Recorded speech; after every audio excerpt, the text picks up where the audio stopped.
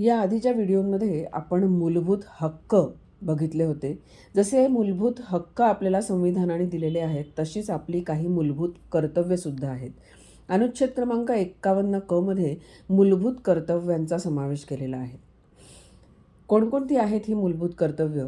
तर संविधानाचं पालन करणे, त्यांचे आदर्श व संस्था, तसंच राष्ट्रध्वज आणि राष्ट्रगीत यांचा आदर करणे, ज्यामुळे आपल्याला राष्ट्रीय स्वातंत्र्य लढ्यास स्फूर्ती मिळाली आहे, त्या उदात्त आदर्शांची जोपासना करणे, त्यांचं अनुसरण करणे, भारताची सार्वभौमता, एकता, एकात्मता उन्नत ठेवणे, त्यांचं संरक्षण करणे, देशाचं संरक्षण करणे आणि जेव्हा आवाहन केलं जाईल तेव्हा राष्ट्रीय सेवा बजावणे.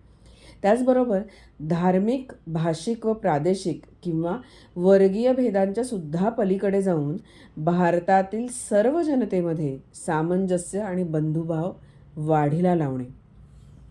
तसंच स्त्रियांच्या प्रतिष्ठेला उणेपणा येणार नाही आणि अशा उणेपणा आणणाऱ्या प्रथांचा त्याग करणे. आपल्या संमिश्र संस्कृतीचा, समृद्ध वारशाचा मोल जाणून तो जतन करणे.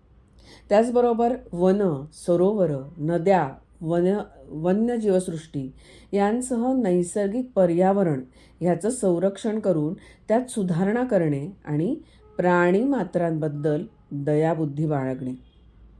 याचबरोबर विज्ञाननिष्ठ दृष्टिकोन ठेवून मानवतावाद आणि शोधक बुद्धी आणि सुधारणावाद यांचा विकास करणे.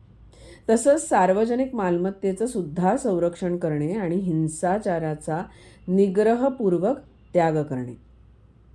त्याचबरोबर राष्ट्र सातत्याने उपक्रम आणि सिद्धी यांच्या चढत्या श्रेणी गाठत जाईल अशा प्रकारे व्यक्तिगत आणि सामुदायिक स्वरूपाच्या सर्व कार्यक्षेत्रात पराकाष्ठेचे यश संपादन करण्यासाठी झटणे, त्यासाठी प्रयत्न करणे. आणि मात्यापित्याने किंवा पालकाने 6 ते 14 वर्षादरम्यानचे आपले अपत्य किंवा यथास्थिती आपले पाल्य याला शिक्षणाची संधी देणे ही प्रत्येक भारतीय नागरिकाची काय आहेत तर कर्तव्य आहेत.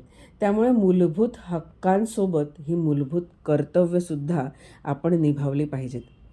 भेटूया पुढच्या व्हिडिओमध्ये संघराज्य पद्धतीविषयी माहिती घेण्यासाठी. नमस्कार.